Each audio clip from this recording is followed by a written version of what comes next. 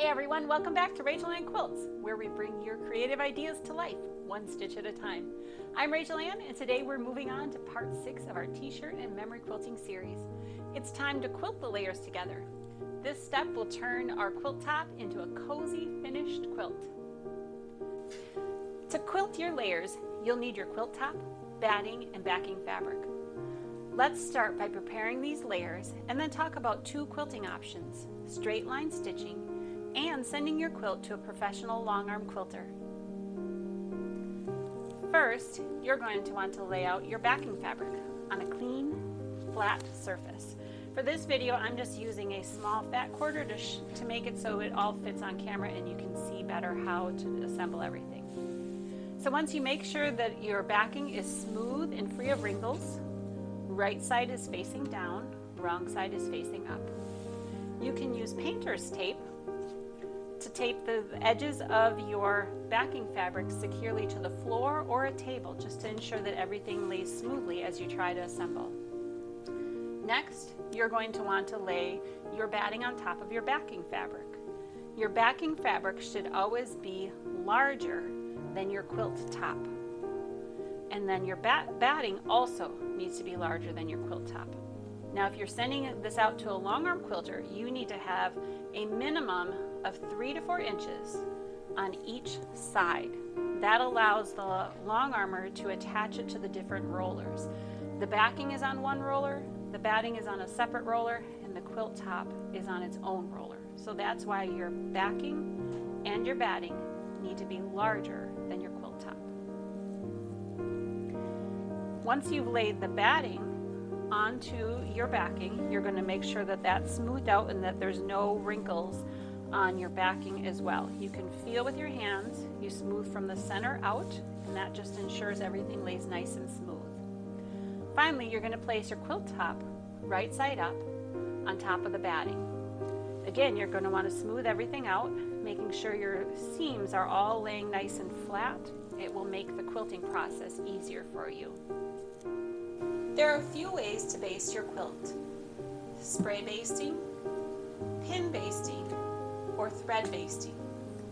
Today I'll show you how to pin baste. Start in the center of your quilt and work your way out, placing safety pins every few inches. This will keep the layers from shifting as you quilt. My favorite pins to use is not that one. My favorite pins to use are the curved, coilless safety pins. Here is a standard coil safety pin. Sometimes the fabric or batting gets pinched in that coil. This is a curved, coiled safety pin. Again, sometimes the batting will get pinched into that coil, which is why I prefer the coilless. That curve, you'll find, is easier to pin through all of the layers. I typically pin in an area where I won't be stitching. That way I don't have to worry about removing the pins as I stitch.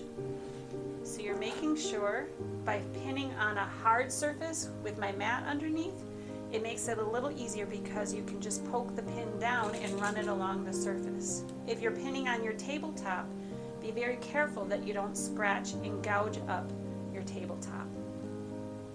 Once you have the entire quilt pinned, you're ready to move on to the next step.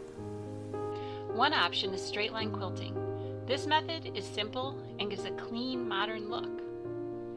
You can use a walking foot. It will help your machine pull the quilt through a little bit better. We're going to start quilting from the center, working our way outward. That helps prevent any bubbles or kinks as you're stitching.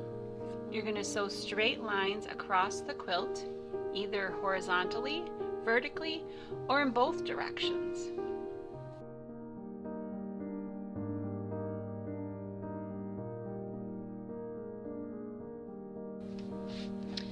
Be sure to pull away from your line as you're quilting versus pushing or pulling. You don't want to push or pull towards you. You want to use your hands to gently pull your quilt away from your line you're stitching.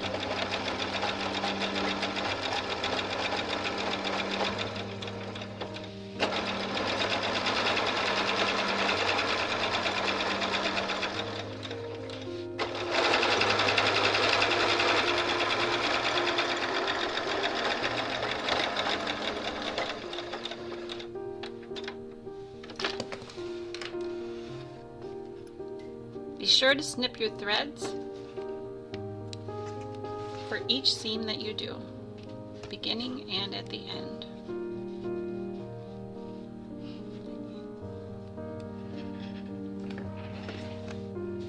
There you can see I have a nice consistent stitch line.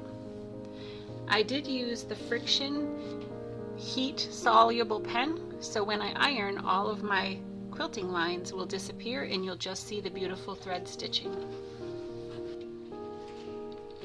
Now that I have the straight line quilting done, you can still see my blue lines on here. I got a little crooked, but that's okay. Now that the straight line quilting is done, we can remove all of our pins and we can iron our heat fusible lines right out. So those are out. I do have my wool pressing mat and my mini iron here. You can see the lines simply disappear just with a little bit of iron, a little bit of heat. Making sure I get all the lines. I think this is my new favorite marking pen.